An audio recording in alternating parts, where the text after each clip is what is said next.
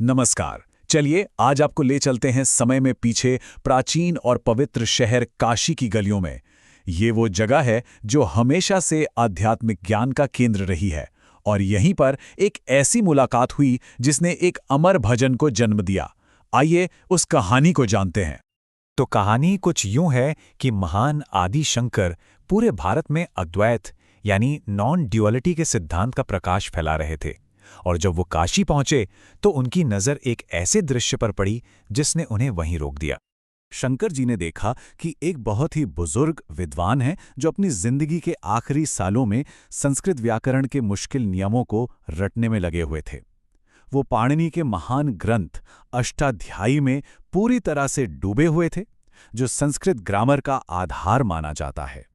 वो बुजुर्ग विद्वान बस एक ही नियम बार बार दोहरा रहे थे, डुकरिंज करने।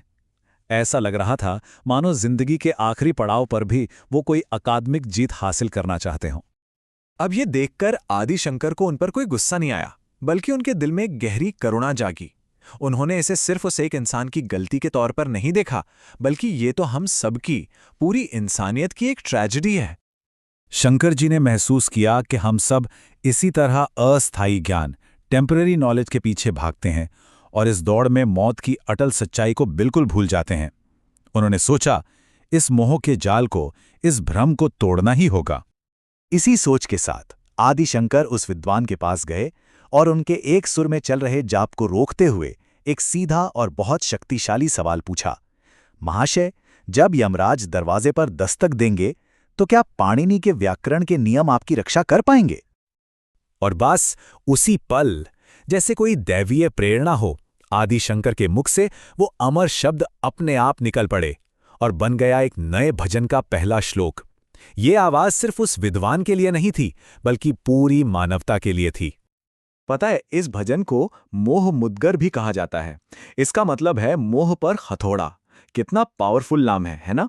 इसका हर एक श्लोक हमारे भ्रम और झूठे लगाव पर एक जोरदार चोट करने के लिए ही बना है, जिनसे हम बेकार में ही चिपके रहते हैं।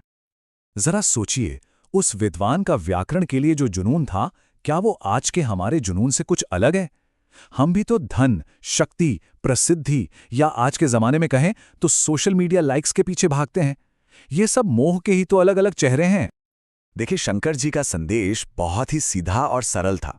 सच्चा ज्ञान वो नहीं जो किताबों में है, बल्कि वो भक्ति है जो हमारे मन को ईश्वर की तरफ मोड़ दे, क्योंकि जब अंत समय आता है तो बस यही चीज मायने रखती है। शंकर जी के शब्द थे तो कठोर, पर उनमें करुणा भी थी, और उन शब्दों ने उस विद्वान को अंदर तक झकझोर कर रख दिया। जैसे ही उन्हें शंकर जी के शब्दों की सच्चाई समझ आई, उन्हें अपनी जिंदगी भर की मेहनत एक पल में बेकार लगने लगी। कहते हैं, उस विद्वान की आंखों में आंसू आ गए और उन्होंने स्वीकार किया, स्वामी, मैं तो सच में महामूर्ख हूं। मैंने आज तक बस यही देखा कि मेरे वाक्य व्याकरण के हिसाब से सही हैं या नहीं, पर यह पूछने की कभी जहमत ही नहीं उठाई कि मेरा जीवन सही है या नहीं। बस वो एक पल था समर्पण का, और जिंदगी भर का मोह जैसे धुल गया। शंकर जी ने उन्हें सलाह दी, इससे पहले कि वो दिन आए जब ये शरीर और मन तुम्हारा साथ छोड़ दे, अपने मन को गोविंद में स्थिर कर लो।